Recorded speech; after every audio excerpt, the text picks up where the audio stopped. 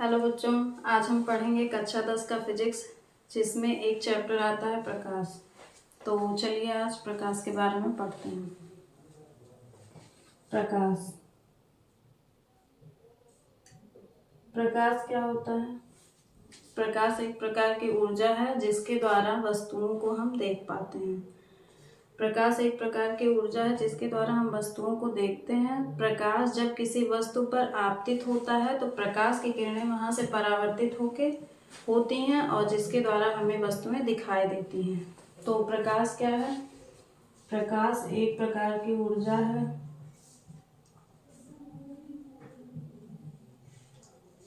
प्रकाश एक प्रकार की ऊर्जा है जिसकी सहायता से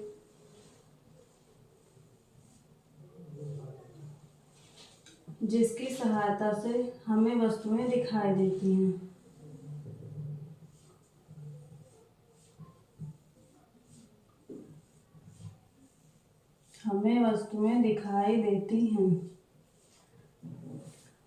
प्रकाश एक प्रकार की ऊर्जा है जिसकी सहायता से हमें वस्तुएं दिखाई देती हैं। और प्रकाश उत्पन्न कैसे होता है? कुछ प्रकाशिक स्रोत होते हैं और ये प्रकाशिक स्रोत किस तरह के हो सकते हैं? या तो प्राकृतिक हो सकते हैं और या तो कृत्रिम हो सकते हैं।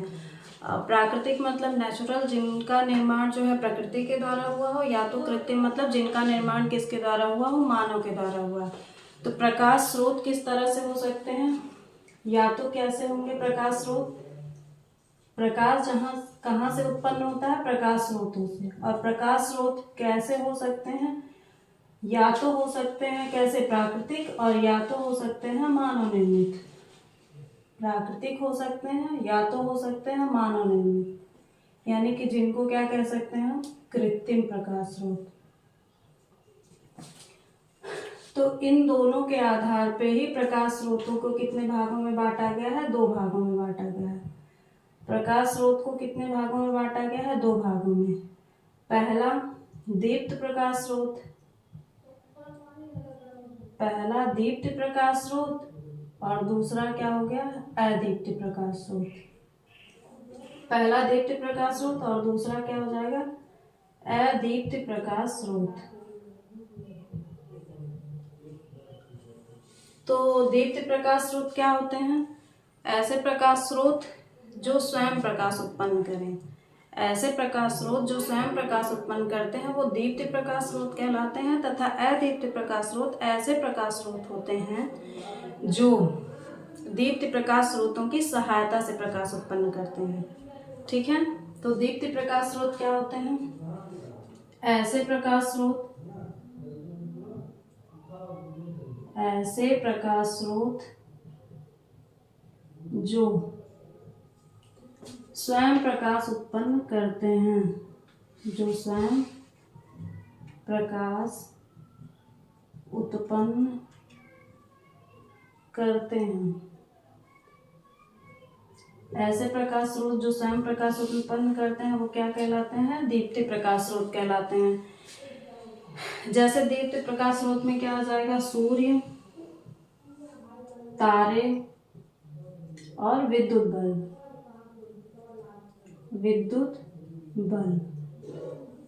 ये सभी क्या हो जाएंगे? दीप्त प्रकाश स्रोत हो जाएंगे। और अदीप्त प्रकाश स्रोत क्या होते हैं? ऐसे प्रकाश स्रोत जो दीप्त प्रकाश स्रोतों की सहायता से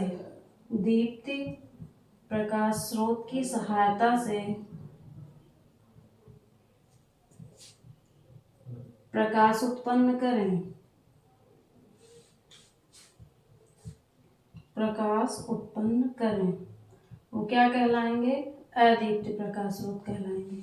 जैसे क्या हो जाएगा? चंद्रमा, और क्या हो जाएगा? कांच। इसमें जो चंद्रमा होता है, सूर्य का प्रकाश इस पे पड़ता है, उसके बाद सूर्य की किरणें वहां से परावर्तित होने के बाद में हमें चंद्रमा चमकता हुआ दिखाई देता है। इसीलिए चंद्रमा क्या होता है? अदीप्त प्रकाश स्रोत होता है। ठीक है, तो हमने क्या देखा? प्रकाश और प्रकाश स्रोत। प्रकाश क्या है? एक प्रकार की ऊर्जा है जिसकी सहायता से हमें वस्तुएं दिखाई देती हैं। और प्रकाश जहाँ से उत्पन्न होता है उसको हम क्या कहते हैं, प्रकाश स्रोत कहते हैं। प्रकाश स्रोत या तो प्राकृतिक हो सकते हैं या तो मानव निर्मित हो सकते हैं। प्राकृतिक और मानव निर्मित होने के आधार पर हम प्रकाश स्रोतों को दो भागों में बांट सकते हैं। ये दो भाग कौन से होते हैं, एक तो होता है दीप्त प्रकाश स्रोत और एक होता है अदीप्त प्रकाश स्रोत। दीप्त प्रकाश स्रोत ऐसे प्रकाश स्रोत होते हैं जो स्वयं प्रकाश उत्पन्न करते हैं, जैसे सूर्य, तारे और विद्युत बल्ब। और अदीप्त प्रकाश ऐसे प्रकाश स्रोत होते हैं जो दीप्त प्रकाश स्रोत की सहायता से क्या करें, प्रकाश उत्पन्न करें, जैसे चंद्रमा और कांच। उसके बाद में हम देखते हैं प्रकाश के गुण। प्रकाश के गुण, प्रॉपर्टी ऑफ लाइट। प्रकाश के गुण।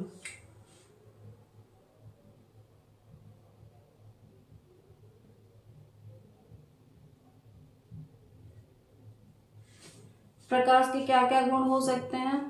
पहली बात तो प्रकाश स्वयं अदृश्य होता है, मतलब प्रकाश हमें दिखाई नहीं देता है किंतु उसकी सहायता से हम वस्तुओं को अवश्य देख पाते हैं। मतलब पहला हो गया क्या, कि प्रकाश स्वयं तो अदृश्य होता है, प्रकाश स्वयं अदृश्य होता है, अदृश्य होता है, किंतु उसकी सहायता से हमें वस्तुएं दिखाई देती हैं, किंतु उसकी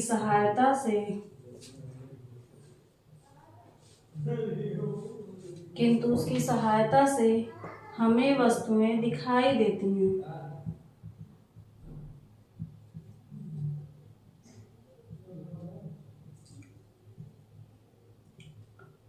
नेक्स्ट, पहला हो गया प्रकाश स्वयं अदृश्य होता है किंतु उसकी सहायता से हमें वस्तुएं दिखाई देती हैं। अगला, प्रकाश को चलने के लिए यानी कि प्रकाश के गमन के लिए माध्यम की आवश्यकता नहीं होती है। गमन के लिए माध्यम की आवश्यकता नहीं होती है, अर्थात प्रकाश क्या होगा, निर्वात में भी गमन कर सकता है। ठीक है, प्रकाश को गमन के लिए यानी चलने के लिए माध्यम की आवश्यकता नहीं होती है, अर्थात प्रकाश क्या कर सकता है, निर्वात में भी गमन कर सकता है। नेक्स्ट, प्रकाश पारदर्शी माध्यम से ही गुजरेगा, पारदर्शी माध्यमों से गुजर सकता है, पारदर्शी माध्यमों में गमन कर सकता है, ऐसे लिखेंगे, पारदर्शी माध्यमों से गुजर सकता है। ठीक है, गुजर सकता है। पारदर्शी माध्यम क्या हो गया, किंतु अपारदर्शी माध्यमों से नहीं गुजरेगा, किंतु अपारदर्शी माध्यमों से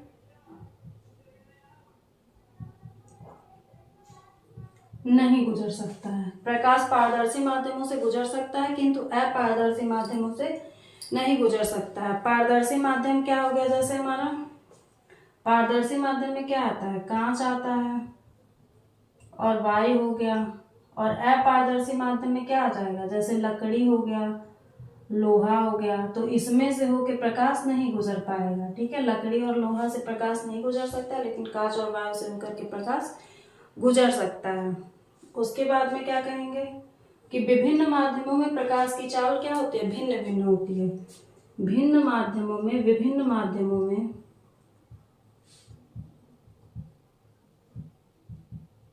प्रकाश की चाल, विभिन्न माध्यमों में प्रकाश की चाल भिन्न भिन्न होती है, भिन्न भिन्न होती है। और निर्वात में प्रकाश की चाल कितनी होती है, भिन्न माध्यमों में प्रकाश की चाल भिन्न भिन्न होती है, और निर्वात में कितनी होती है, 3 × 10⁸ मीटर पर सेकंड। ठीक है, तो प्रकाश के गुण में क्या हो गया, प्रकाश स्वयं अदृश्य होता है किंतु उसकी सहायता से हमें क्या होती है, वस्तुएं दिखाई देती हैं। और प्रकाश के गमन के लिए क्या, माध्यम की आवश्यकता नहीं होती, अर्थात प्रकाश निर्वात में भी गमन कर सकता है। प्रकाश पारदर्शी माध्यमों से गुजर सकता है। पारदर्शी माध्यम जैसे कि क्या हो गया, कांच हो गया, वायु हो गया, इन सब में से तो प्रकाश गुजर सकता है, लेकिन अपारदर्शी माध्यम जैसे लकड़ी और लोहा, इनसे होकर प्रकाश नहीं जाता है। विभिन्न माध्यमों में प्रकाश की चाल भिन्न भिन्न होती है, जैसे कि प्रकाश अगर जल में प्रवेश करेगा तो जल में प्रकाश की चाल कुछ और होगी, और अगर वायु में गमन करेगा तो उसमें प्रकाश की चाल कुछ और होगी। तो उसी बेस पे निर्वात में प्रकाश की चाल होती कितनी है, 3 × 10⁸ मीटर पर सेकंड होती है। ठीक है, जब प्रकाश एक माध्यम से दूसरे माध्यम में जाता है, जब प्रकाश एक माध्यम से दूसरे माध्यम में जाता है तो अपने पथ से विचलित हो जाता है, तो अपने पथ से विचलित हो जाता है, विचलित हो जाता है। मतलब अपने रास्ते से, जैसे या तो ये हम पढ़ेंगे प्रकाश के अपवर्तन में कि जब प्रकाश जैसे हो गया, मान लो वायु से जा रहा है, फिर यहाँ पे अभिलंब होता है, प्रकाश जाता है, तो अगर वो विरल माध्यम से सघन माध्यम में जाएगा तो क्या होगा, अभिलंब की तरफ झुक जाएगा, और अगर सघन से विरल में जाएगा तो अभिलंब से दूर हट जाएगा। तो मतलब एक माध्यम से अगर दूसरे माध्यम में प्रकाश जाता है तो अपने पथ से विचलित हो जाता है, मतलब अपना रास्ता थोड़ा सा वो चेंज कर देता है। ठीक है, तो हम लोगों ने क्या देखा, प्रकाश का गुण देखा, प्रकाश हो गया, प्रकाशिक स्रोत हो गया, प्रकाश गुण हो गया। उसके बाद अब क्या देखेंगे, प्रकाशिक माध्यम। प्रकाशिक माध्यम, प्रकाशिक माध्यम होता क्या है, नाम से ही पता चल रहा है, प्रकाशिक माध्यम अर्थात प्रकाश के गुजरने का माध्यम, मतलब प्रकाश जिस माध्यम से होकर गुजरता है उसे क्या कहते हैं, प्रकाशिक माध्यम कहते हैं। तो आइए, प्रकाशिक माध्यम,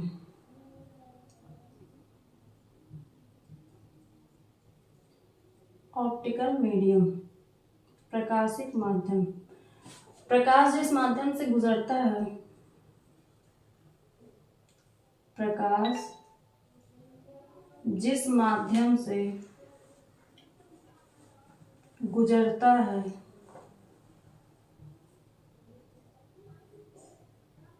उसे प्रकाशिक माध्यम कहते हैं। प्रकाश जिस माध्यम से गुजरता है उसे क्या कहते हैं, प्रकाशिक माध्यम कहते हैं।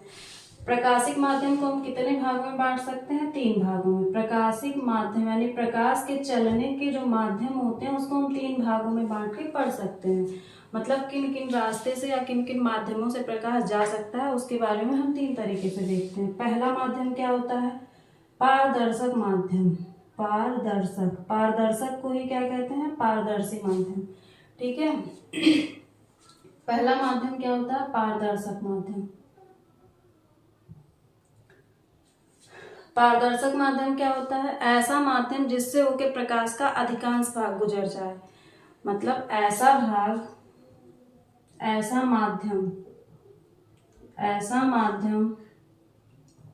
जिससे प्रकाश का अधिकांश भाग गुजर जाए, जिससे प्रकाश का अधिकांश भाग गुजर जाए, वो माध्यम क्या कहलाएगा, पारदर्शी माध्यम कहलाएगा। जैसे प्रकाश का अधिकांश भाग किस माध्यम से होकर गुजर सकता है, वायु हो गया और कांच हो गया। ठीक है, वायु और कांच दो ऐसे माध्यम, मतलब ये दोनों पारदर्शक माध्यम के एग्जाम्पल है। इन दोनों माध्यमों से होकर के क्या होगा, प्रकाश का अधिकांश भाग चला जाएगा दूसरे माध्यम में। ठीक है, दूसरा भाग क्या होता है, दूसरा भाग होता है पारभासक माध्यम, पारभासक।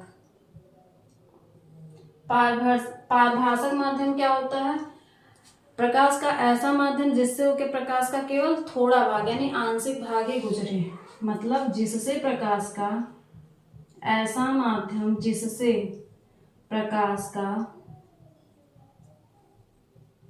आंशिक भाग ही गुजर पाए या गुजरता है, आंशिक भाग गुजरता है, आंशिक मतलब थोड़ा गुजरता है, उसे क्या कहते हैं हम, पारभासक माध्यम। पारभासक माध्यम का एग्जाम्पल क्या हो जाएगा, पारभासक माध्यम का एग्जाम्पल क्या हो जाएगा, जैसे दूषित जल, दूषित जल, प्योर वाटर नहीं, इम्प्योर वाटर। अगला क्या हो जाएगा, घिसा हुआ कांच, घिसा हुआ कांच। अगर वो बिना घिसा हुआ कांच है तो वो पारदर्शक माध्यम का एग्जाम्पल हो जाएगा, लेकिन जब उस पे स्क्रैच आ जाएंगे तो किस माध्यम का एग्जाम्पल हो जाएगा, पारभासक माध्यम का। क्यों, क्योंकि जब तक उस पे स्क्रैच नहीं पड़े हैं तब तक वहां से प्रकाश की अधिकांश किरणें गुजर जाएंगी, लेकिन जैसे उस पर स्क्रैच आ जाएगा तो उसके अधिकांश भाग नहीं गुजर पाएंगे, कुछ ही भाग गुजर पाएगा। अगला क्या है? अपारदर्शक माध्यम। अपारदर्शक माध्यम, अपारदर्शक माध्यम को ही हम क्या कहते हैं? अपारदर्शी माध्यम। अपारदर्शक माध्यम को ही क्या कहते हैं? अपारदर्शी माध्यम। ऐसा माध्यम जिससे प्रकाश का कोई भी भाग ना गुजर पाए, मतलब प्रकाश का ऐसा माध्यम जिससे उसका कोई भी भाग ना गुजरे, कोई भी भाग ना गुजर पाए या गुजरे, वो क्या कहलाता है? अपारदर्शक माध्यम कहलाता है। जैसे अभी अपारदर्शी हम लोग देखें एग्जाम्पल अपारदर्शी का क्या? लकड़ी और लोहा, लकड़ी और लोहा, ठीक है। तो हम लोग क्या देखा? प्रकाशिक माध्यम। प्रकाश जिस माध्यम से होकर गुजरता है उसे क्या कहते हैं? प्रकाशिक माध्यम कहते हैं। प्रकाशिक माध्यम किस तरह से हो सकते हैं? 3 तरह से हो सकते हैं। प्रकाशिक माध्यम में पहला आएगा पारदर्शक माध्यम, तो प्रकाश का ऐसा माध्यम जिससे प्रकाश का अधिकांश भाग गुजर जाए, वो क्या कहलाएगा? पारदर्शक माध्यम, जैसे वायु और कांच। उसके बाद अगला आएगा पारभासक माध्यम, जिससे होकर प्रकाश का आंशिक यानी थोड़ा भाग ही गुजर पाए, वो क्या कहलाएगा? पारभासक माध्यम, जैसे दूषित जल और घिसा हुआ कांच यानी स्क्रैच मिरर। तीसरा क्या हो जाएगा? अपारदर्शक माध्यम, यानी ऐसा माध्यम जिससे होके प्रकाश का कोई भी भाग ना गुजरे, वो क्या कहलाएगा? अपारदर्शक माध्यम कहलाएगा, जैसे लकड़ी और लोहा। तो फिर आज के लेक्चर में बस इतना ही। फिर हम अगले सेशन में देखते हैं कि प्रकाश का परावर्तन क्या होता है। तो फिर थैंक यू।